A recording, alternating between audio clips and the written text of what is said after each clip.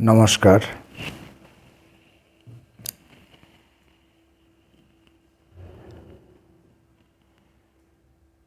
সময় অতিবাহিত করার জন্য মানুষ তার পছন্দের কাজগুলি বেছে নেয়। সেখানে লাভ ক্ষতি, দেনা পাওনা এইসব প্রসঙ্গগুলো প্রাসঙ্গিক নয়, এগুলো সব অবান্তর কথা। কারণ মানুষ তার পছন্দের, যাতে তার মনের মুক্তি ঘটে, যাতে সে যে কাজটি করে সে আনন্দ পায়, সেই কাজটার সঙ্গে লেনদেনের কোনো সম্পর্ক থাকে না, লাভ ক্ষতির কোনো সম্পর্ক থাকে না। কারণ এখানে পুরোটাই লাভ।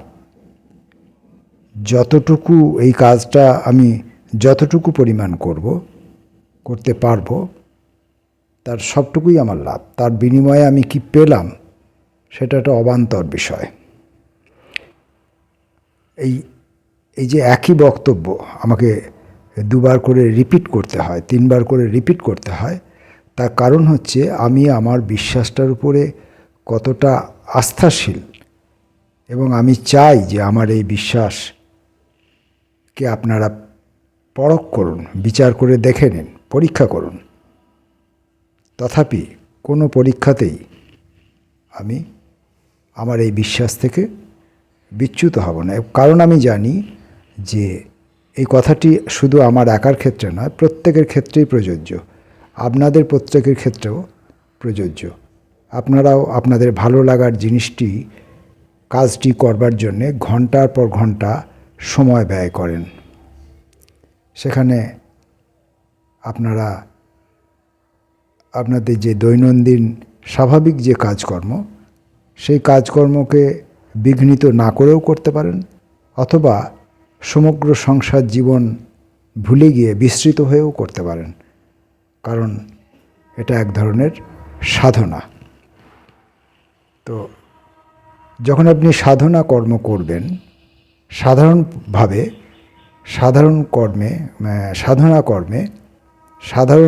সাধনা কর্মে আপনাকে কেউ সহযোগিতা করবে না। এটাই স্বাভাবিকভাবে এটা হয়। ব্যতিক্রম থাকতেই পারে। সমমনোভাবাপন্ন একজন দুজন মানুষ আপনি পেলেন বন্ধু হিসাবে, বা জীবনের কোনো প্রিয় মানুষ হিসাবে, জীবনসঙ্গী হিসাবে পেলেন, তিনি আপনাকে সহযোগিতা করতেই পারেন, সেটা ব্যতিক্রমী বিষয়। কিন্তু সাধারণভাবে সম্পূর্ণ সংসার আপনার এই সাধনাকে বিঘ্ন করার, সাধনাকে ব্যাঘাত ঘটাবার, সাধনাকে ভেঙে দেবার, সাধনা থেকে আপনাকে বিচ্যুত করার, আপনাকে সরিয়ে আনার চেষ্টা করবে। এটাই মানুষের বা আমাদের এই সমাজ জীবনের বা সংসার জীবনের এটাই হচ্ছে চরিত্র। এখানেও তাদের কি লাভ ক্ষতি সেটা কোনো বিবেচ্য বিষয় নয়, এটা তাদের চরিত্র। এই চরিতার্থ করার জন্য দেখা গেছে, অতীতে ইতিহাসে বহু ক্ষেত্রে দেখা গেছে যে আপনি সাধনা করতে চলেছেন, সাধনা থেকে আপনাকে বিচ্যুত করার জন্য, বিরত করার জন্য কি ব্যবস্থা করা হচ্ছে। আপনাকে ভয় দেখানো হচ্ছে, আপনার উপর টর্চার করা হচ্ছে, শারীরিকভাবে, মানসিকভাবে বিভিন্ন রকমভাবে টর্চার করা হচ্ছে, ষড়যন্ত্র করছে মানুষ বিভিন্ন রকমভাবে, এসবগুলো ঘটে। তো যাই হোক, এইসব অপ্রাসঙ্গিক কথা সরিয়ে রেখে আমি এখন আমার হাতে এই সময়ে যেটুকু সময় আমার হাতে বেঁচেছে সেটাকে কাজে লাগাবার জন্য আমি কয়েকটি কবিতা পড়ব। প্রথম কবিতার নাম বিপন্ন প্রেম। তোমার সঙ্গে অনেক কথা ছিল, বলা হলো না। কাছে যাবার রাস্তা পাচ্ছি না, টেলিফোনের টাওয়ারও সক্ষম নয়। কয়েকটা সুন্দর জামা বেছে রেখেছিলাম তোমার কাছে যাবার সময় পরব বলে, যাওয়া হলো না, পরা হলো না। রাস্তাগুলো মাঝে মাঝে কাচের পুতুলের মতো ভেঙে গেছে। ভাঙা রাস্তাগুলোর মাঝে মাঝে মৃত ও ধর্ষিত বিশ্বাসের সব পড়ে আছে।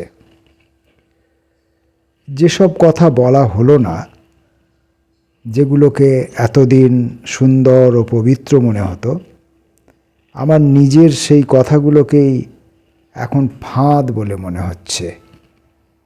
ধারালো ছুরির মতো তাদের রূপ।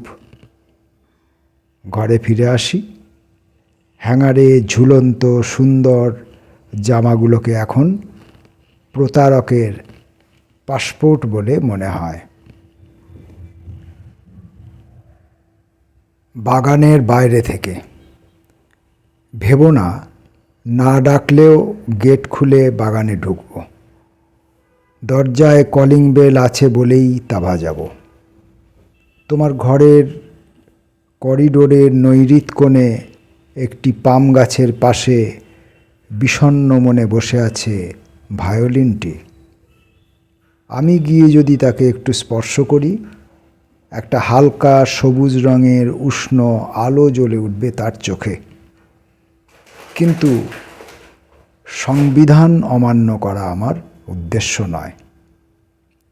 সে একদিন আমার কাছে পরামর্শ চাইবে, এই বিশ্বাসকে রোপণ করে চলেছি অবিরাম। ডাকুনি বলে ভেতরে ঢুকিনি বলে চোখে দেখিনি, হাতে স্পর্শ করিনি, কণ্ঠে ধারণ করিনি ঈর্ষার কামড়। গেটের বাইরে দাঁড়িয়েও আমি দেখতে পেয়েছি সবুজ গর্ভাশয়। দুহাতে মেখে তৈরি করেছি প্রতিমার মাটি। তোমার 20 দাঁতের ওষ্ঠে দিয়েছি চুম্বনের মধু। ঠিক এই মুহূর্তেই 1 ডজন শাড়ি উড়ে যাচ্ছে আকাশে, একটু পুরনো ভাষায় যাকে বলে বলাকা।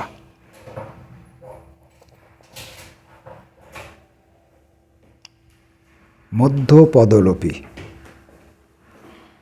এই মধ্যবর্তী সময়ে যে লেখাগুলো শরীরী ভাষা পেল না, তারা এখন কোথায় রয়েছে খুঁজে পাব না। যেসব নিরাকার যন্ত্রণা আমার দৈহিক যন্ত্রণাগুলোকে লঘু করছিল, তাদেরকে সঙ্গে নিয়ে গেছে একটি মেয়ে। তার অকুতোভয় শরীরের মধ্যে পারমাণবিক আকার পেয়েছে ওদের তীব্রতার মিনারগুলো। আমার হারিয়ে যাওয়া কবিতাগুলোকে আমি তার কাছেই রেখে যেতে বলেছি এখন। সে তাদের অভয় মন্ত্র দিয়ে আবার ফেরত দেবে আমাকে। এই মধ্যবর্তী সময়টুকুর বিবরণ তোমরা ইতিহাসের মধ্যে রেখো না, পুড়ে ছাই হয়ে যাবে ইতিহাস। বিচারের বাণী।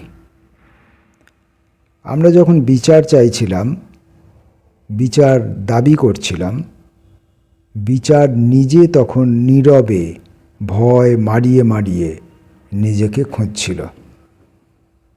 বাজারে যত আয়না বিক্রি হচ্ছিল, অন্ধকার দিয়ে বানানো, তারা কথা বলতে জানে না।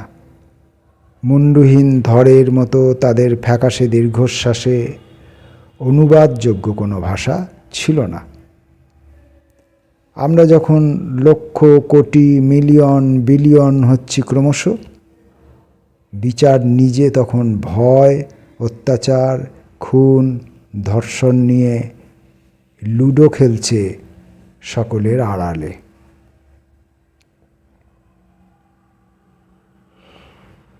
নির্বুদ্ধিতার রামকানাই। আমি কখনো কোনো নাটকে অভিনয় করিনি। আমার কবিতা লেখার চেষ্টা নিয়ে একটা মঞ্চ সফল নাটক অভিনীত হবে একদিন। ডান দিকে একটা লেখার টেবিল, যাকে লেখার জন্য ব্যবহার করা হয়নি কখনো।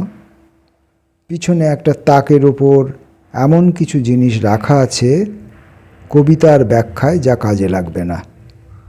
আর বাঁ দিকে নিশ্চয়ই একটা দরজা আছে, মঞ্চে যা দেখা যাচ্ছে না। আমি তো কখনো কবিতা লিখতে পারিনি, আর ইউনিভার্সিটির বেশ কিছু কাগজপত্রও সংগ্রহে নেই। গুল্ম প্রভা। 6 ইঞ্চির একটা গুল্ম আছে রাস্তার ধারে। গরু ছাগলে তাকে আহার বলে বিবেচনা করেনি। যেতে আসতে আমি তাকে বাইফোকালে দেখলে তার উজ্জ্বলতা বাড়ে। গতকাল পড়ন্ত বেলায় দেখি তার এক অতি দীর্ঘ ছায়া বহুতল বাড়ির ছাদ অক্লেশে ছুঁয়েছে।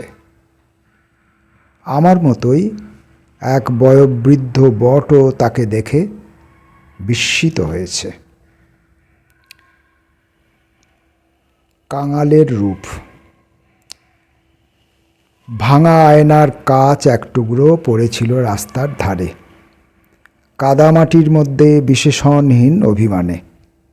আমার বুকে তা দেখে টনটন করে একটু ব্যথা হলো, মতান্তরে মস্তিষ্কে। তুলে নিয়ে এলাম সেটা বাড়িতে, সাবান মাখিয়ে জলে ধুলাম। বেরিয়ে এলো ভাঙা হলেও ঝকঝকে শরীর। হুমড়ি খেয়ে এসে পড়ল রূপের কাঙাল সূর্য। এসব ঘটনার ফাঁকে একটু রক্তপাতও হয়েছে আমার হাত থেকে, টের পাইনি। বুঝতে পারলাম যখন সে রাঙা হয়ে উঠল। এখন তার শরীর থেকে হাজার রকমের রং, অনেক রকমের সুগন্ধ এবং অসংখ্য গল্প বার হয় ক্ষণে ক্ষণে।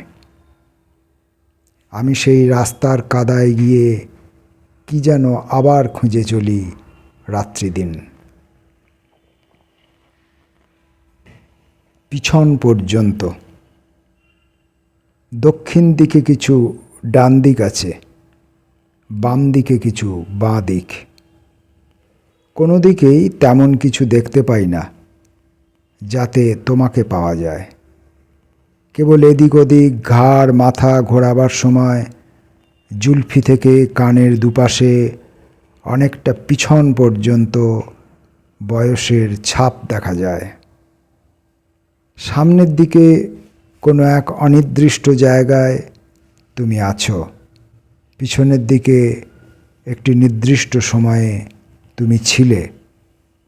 এখানে কেবল একটা ফাঁকা বাস স্ট্যান্ড আছে বাসের অপেক্ষায়।